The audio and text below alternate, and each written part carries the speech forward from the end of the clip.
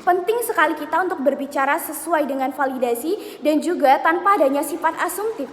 Saya sebagai tim oposisi di sini saya akan membedas beberapa argumen dari rekan lawan saya, yaitu yang pertama, industri musik ini berkembang karena orang telah lelah sehingga mereka membutuhkan hiburan. Dimana yang kita tahu setiap orang ini tentu memiliki jiwa seni, dimana ada beberapa orang yang memilih untuk tidak menekuni jiwa seni yang mereka punya karena mereka yakin di belakang sana banyak orang yang menjadi pendorong untuk majunya si industri seni atau industri musik itu sendiri. Dan contohnya yang dapat kita ambil adalah tukang kayu yang menyediakan bahan dasar kayu untuk dijadikan sebuah seni, yaitu sebagai pajangan di perkantoran. Yang kedua adalah akar dari bakat itu adalah ketertarikan, di mana hal tersebut dapat dijadikan sebagai pekerjaan yang dapat membahagiakan individu tersebut.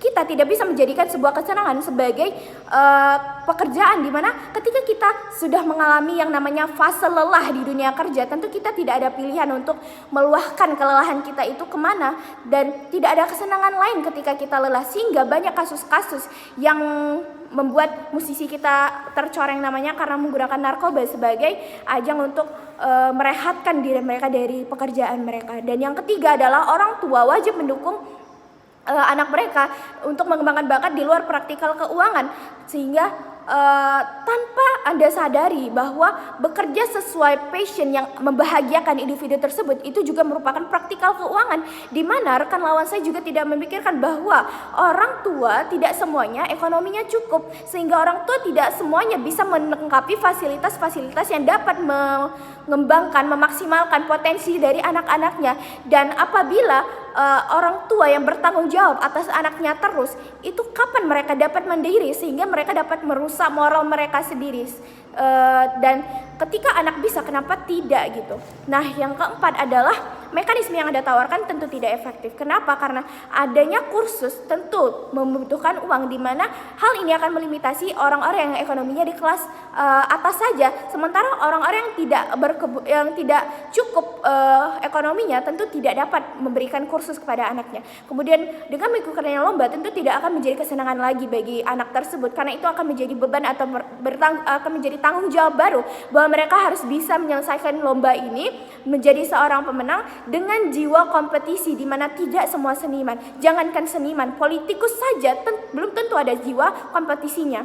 Nah, yang terakhir adalah prodi kuliah yang mana akan dicapai nanti ketika mereka sudah masanya, yang akan saya jelaskan pada pokok argumentasi saya nantinya. Kemudian yang kelima adalah orang miskin yang bahagia akibat kegagalan itu akan dimaklumi. Justru yang akan mereka sesali itu adalah kegagalan, tidak bisa dimaklumi begitu saja, karena tadi Anda mengatakan bahwa seniman akan menjadi seseorang yang sukses. Tentu, apakah orang miskin yang bahagia ini dapat dikatakan sebagai seseorang yang sukses? Karena kita tidak bisa hidup dengan orang miskin yang bahagia gitu saja, karena kita hidup perlu biaya juga. Jadi apakah orang miskin yang bahagia ini dapat dikatakan sebagai seorang seniman yang akan sukses nantinya? Dan apakah sebuah kegagalan itu akan dimaklumi saja namun tidak dapat disesali? Tentu tidak. Dan yang terakhir adalah maraknya PHK di kantor, di mana orang yang di PHK itu pasti ada alasan, pasti tentu dipilih kenapa mereka yang di PHK. Karena kita tidak bisa menyalahkan seni karena mereka di PHK. Tentu kalau seniman pun yang kerja di dalam suatu perusahaan minyak, di mana mereka tidak dapat melakukan apa-apa di sana, mereka tentu pasti akan di PHK juga, bukan? Dan di sini saya kembangkan sekali lagi bahwa tentu kita memiliki kami membutuhkan validasi tentang argumentasi, di mana minimnya orkestra di Indonesia, kemudian kurangnya ketertarikan dengan dunia K-pop, kemudian kita kurangnya dengan industri film, itu tidak ada validasi dan Anda bersifat asumtif.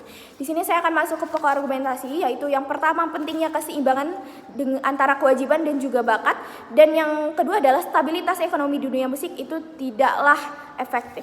Yang pertama, pentingnya keseimbangan antara kewajiban dan juga bakat, di mana bakat ini memang adalah potensi yang positif.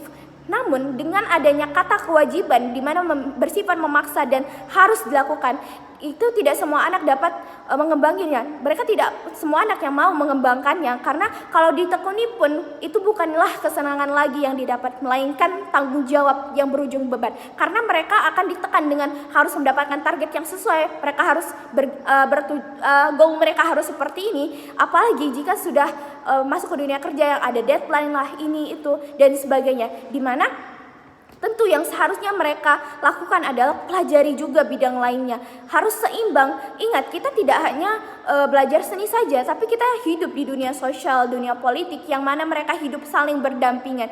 Jadi itu yang saya katakan, harus seimbang. Karena kalau dari awal anak hanya fokus ke dunia seni, mau kuliah di mana juga mereka. Sedangkan untuk masuk ke dalam perkuliahan, tentu ada skor, ada nilai yang harus dicapai mereka untuk lulus dari SMA, untuk masuk ke kuliah, dan tentu akan berdampak juga pada pekerjaan anak, karena bukan hanya musik yang diperlukan untuk bekerja, tapi jiwa-jiwa sosial dan lain sebagainya tentu juga harus dimiliki dan diasah dari kecil. Kemudian yang kedua adalah stabilitas ekonomi dunia musik yang tidak efektif untuk dijadikan pekerjaan, yang mana musik ini memiliki zaman atau ada seleranya pada zamannya, dan apabila ada musik yang memang tidak dimakan waktu, itu tentu tidak akan sama penghasilannya ketika mereka lagi hits pada zamannya. Dan hal ini dapat saya simpulkan bahwa dengan menjadi seniman itu bukanlah sebagai karir yang dalam jangka panjang, karena tidak ada gaji dengan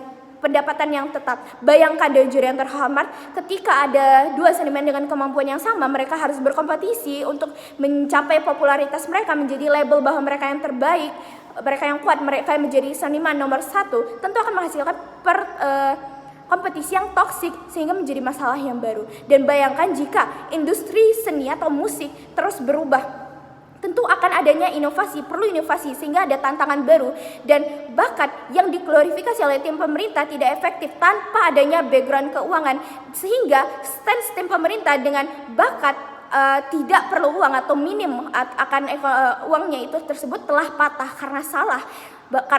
Karena pada dasarnya inovasi itu sumber daya yang mahal, dan style musik yang berubah juga membutuhkan alat-alat yang berubah, sehingga membutuhkan biaya yang tidak kecil, sehingga stance yang dikatakan oleh tim pemerintah itu salah. Dan di sini saya memberikan solusi, yaitu tidak apa-apa jika seniman ini sebagai kerjaan sampingan, namun ada pekerjaan lain yang berhasilannya penetap. Maka dari itu saya sebagai tim oposisi menyatakan saya bangga untuk mematahkan argumen dari lawan saya. Terima kasih.